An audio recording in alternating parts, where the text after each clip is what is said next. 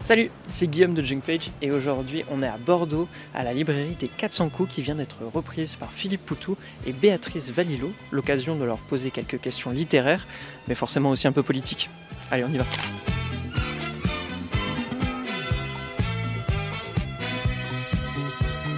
Je veux bien commencer avec ça, citant une source bien fiable comme on les aime, le JDD, Mais oui. qui a fait un super titre, qui a dit que vous retiriez la présidentielle pour devenir tous les deux chefs d'entreprise.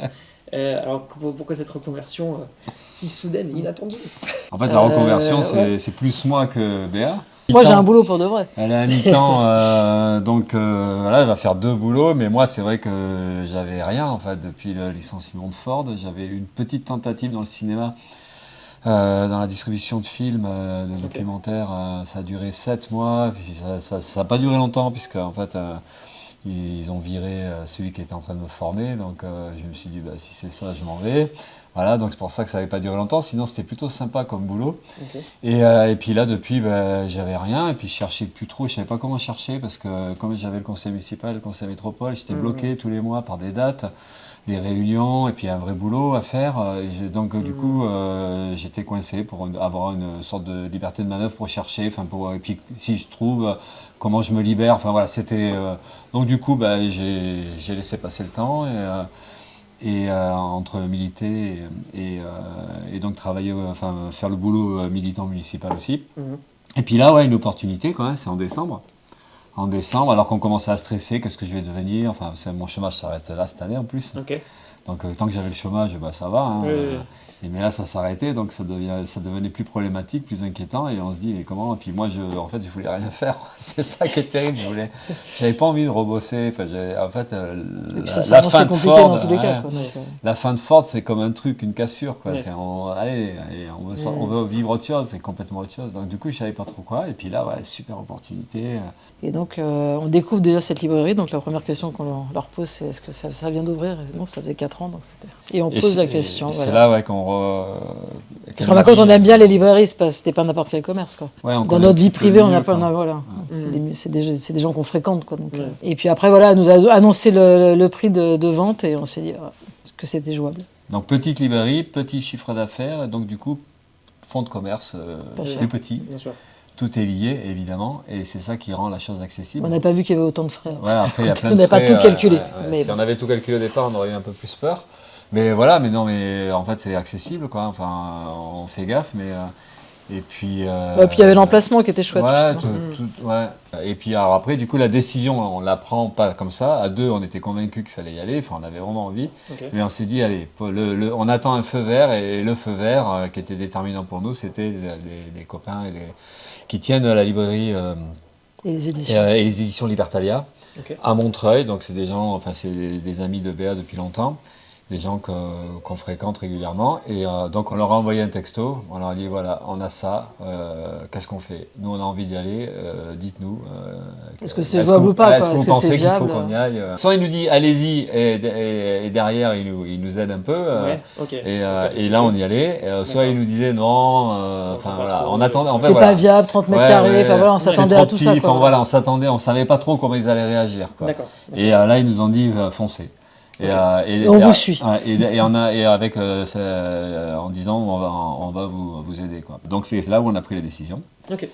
Et on s'est senti en confiance puisqu'on avait des gens qui sont experts qui nous ont dit allez-y. Et puis après, ils nous ont aidés en nous formant à 2 reprises. On est monté là-bas, à Montreuil. Et c'est là où c'est assez confortable quand il y a des gens qu'on aime bien autour et puis qui nous conseillent. Et là, c'est vrai que c'est très facilitant. Hein. Et du coup, c'est plus... un peu l'occasion qui a fait que vous avez repris cette... Complètement. On cherchait rien, en fin de compte. C'était plus un fantasme en disant ça serait chouette d'avoir une librairie. Mais on avait un peu l'image de la librairie, on passerait notre temps à bouquiner, et voilà. Mais il s'avère que c'est pas tout à fait cette réalité. Alors, pour vous, le mi-temps, et pour vous, le côté conseil municipal et conseil métropolitain aussi, Est-ce que vous allez continuer à faire les deux? Ça va être difficile. Ça va, il reste. C'est pour ça que le timing est assez bon quand même, parce qu'il reste là maintenant 10 mois, on va dire. Ça aurait été 3 ans par exemple, ça aurait été très dur, je pense, dans la tête à envisager, parce que la librairie ça prend énormément de temps. Là, depuis janvier, sans parler du démarrage. Mais évidemment, on est à fond là-dedans, la préparation, les contacts, il y a plein de trucs administratifs, il y a plein de trucs à faire, à apprendre, parce qu'on découvre tout. Et donc là, ça paraît réalisable parce qu'on se dit que dans 10 mois, moi je suis complètement libéré du travail municipal. Voilà. Mais c'est vrai qu'il y a 10 mois un peu compliqués à passer quand même. Parce que moi je suis à mi-temps, mais je suis à mi-temps éducation nationale, mais à mi-temps collaboratrice du groupe d'élus aussi. Ah oui, J'ai 2 mi-temps. Elle est dans S'il fait un temps plein, exactement. Elle est dans l'équipe de travail du conseil municipal. On est 2 mi-temps. On est une toute petite 2 équipe. 2 mi-temps collaborateurs. 2 élus et 2 militants, donc on est 4 à se taper le boulot de lecture, des délibérations, de réflexion et d'analyse, et puis de préparation de notes et tout ça. Voilà. Donc c'est un gros boulot. Enfin, nous, en tout cas, on fait vraiment un gros boulot. Le journal Sud-Ouest ne raconte jamais ce qu'on fait. Je dis Sud-Ouest, mais... parce que c'est vrai. C'est le journal local, de toute façon. Mais on fait un très gros boulot. Et ça, ça va être un moment compliqué jusqu'à mars prochain, d'arriver à s'occuper de la librairie et en même temps, parce qu'on n'a pas envie de lâcher non plus ça. Oui, parce que l'objectif, c'est justement d'arriver à faire les deux en parallèle. Et oui, jusqu'à mois de mars. Et puis on va se lancer dans la bataille des municipales aussi. Donc on va pas lâcher tout de suite. On va reconstruire une liste. Moi, je ne serai pas candidat, mais on va reconstruire une liste. Ah oui, d'accord. Mais je ne recommence pas, parce que là le truc, c'est de réussir à la librairie. Quoi. Et c'est pour ça que les médias ont déformé la réalité. C'est-à-dire que ils ont compris que j'étais pas candidat en 2027, mais à un moment donné, il faut arrêter quand même. Je suis pas comme Mélenchon. Et à un moment donné, et puis on a d'autres visages si jamais nous on se présente, nous le NPA.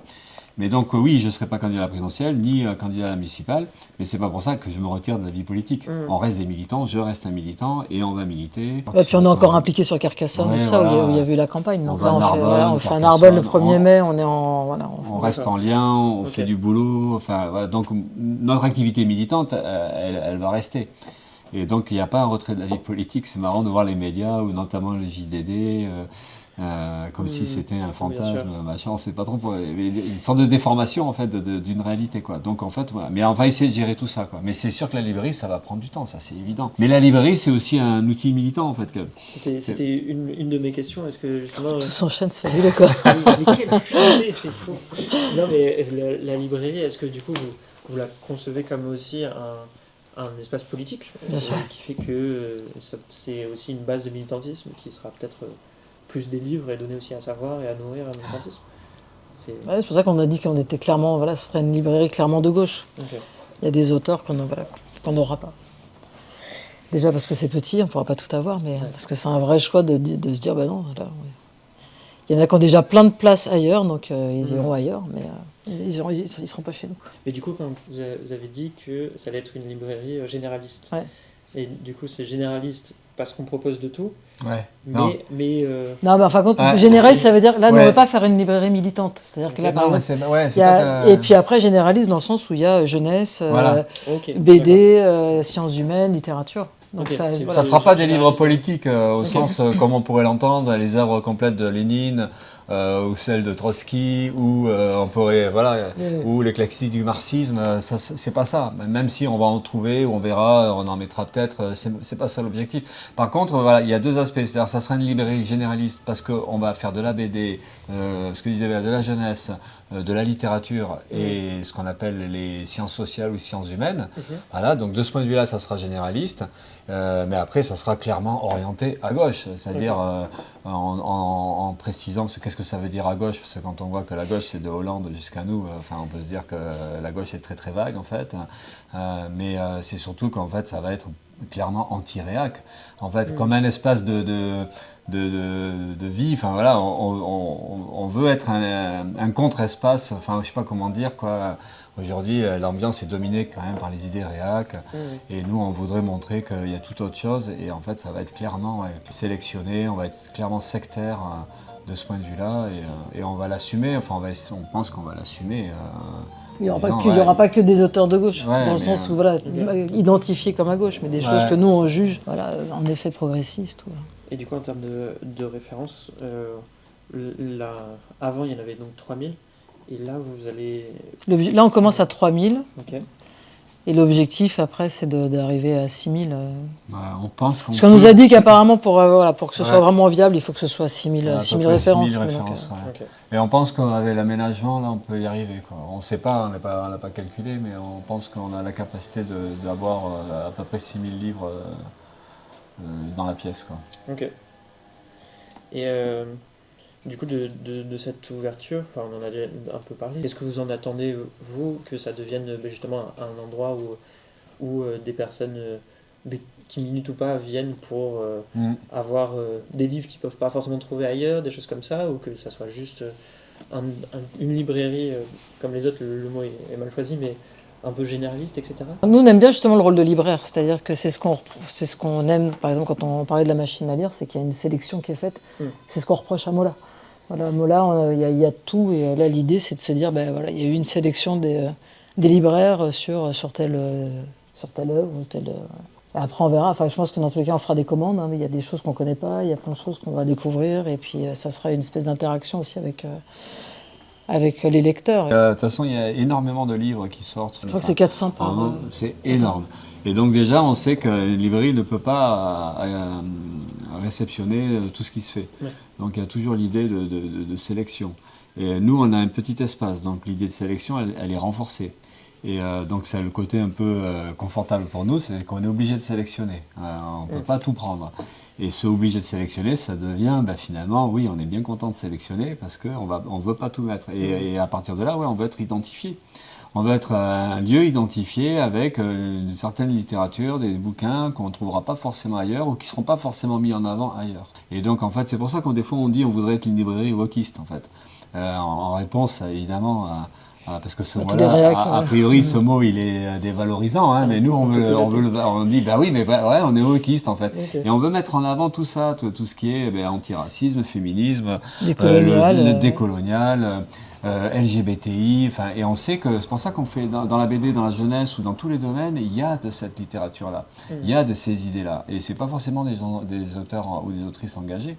On sait que ça existe, et c'est ça qu'on veut mettre en avant. Et on veut que ce soit identifié comme ça, et donc on veut que les gens ils disent, tiens, au 400 coups, on devrait trouver ce genre de choses, quoi, en fait. Et donc oui, il y a quelque part une sélection de public. Mais bon, ceux qui veulent le Zemmour ou le Bardella, ils iront chez Mola, et puis ceux qui veulent quelque chose de plus sympathique...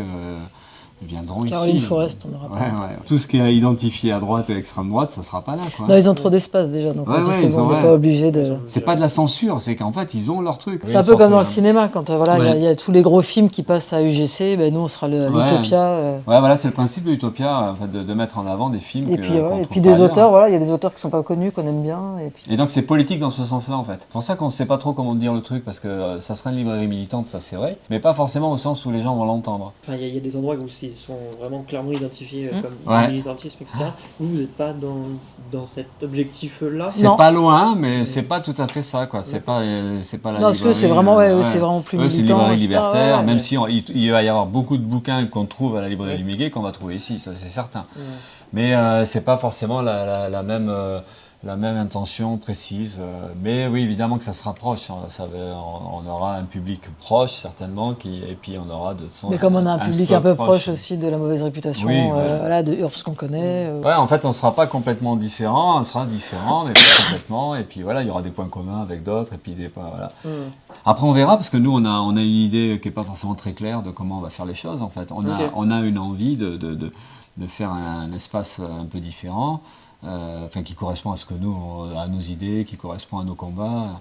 Mais après, comment ça va pouvoir se mettre en place, ça, on ne sait pas encore précisément. Peut-être que dans un an, on vendra ce qui se vend parce qu'on n'a pas de sous. On n'aura pas de sous et qu'il va falloir... Plutôt abandonner. Non, c'est pas ça. Il y a le côté vente, mais après, c'est ce qu'on veut faire avec les rencontres. C'est qu'en fait, évidemment, l'activité, c'est vendre parce que c'est comme ça qu'on tient la route. Mais ça sera surtout de faire un endroit très convivial, en fait. Et les rencontres, c'est des endroits de discussion, de débat.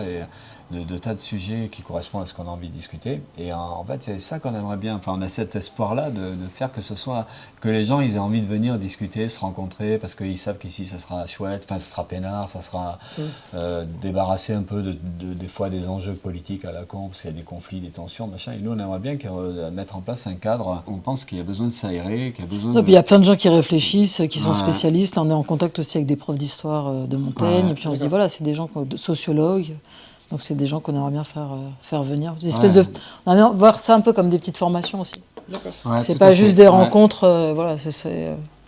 Ouais, ça serait presque des genres de petites réunions politiques, mais au sens beaucoup plus large, beaucoup plus ouverte. Et c'est vrai qu'on on a la chance de connaître directement ou indirectement des universitaires en sociologie, en histoire, en politique, et qui écrivent des bouquins pour certains. On pense à Vincent Tibéri ou Godichaud, enfin voilà, il y en a plein qui sont proches de nous aussi. Nicolas Patin, si on peut l'avoir, ça serait bien. L'extrême droite et le nazisme. Et donc lui, on a l'intention de le faire venir. Okay. Voilà, parce que c'est ça qu'on a envie en fait. Donc on est dans cette idée-là, quoi, et de multiplier les rencontres, pas qu'avec des gens connus, même si on est très content d'avoir des gens connus parce que ça peut aussi aider à attirer et tout ça, mais ouais, de discuter en fait, de créer un cadre où on discute, où on échange.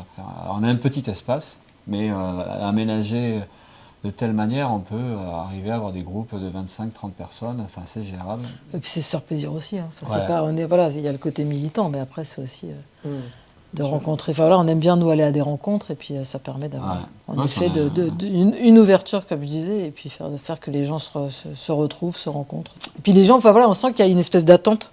Ils sont hyper contents que Philippe ouvre une librairie.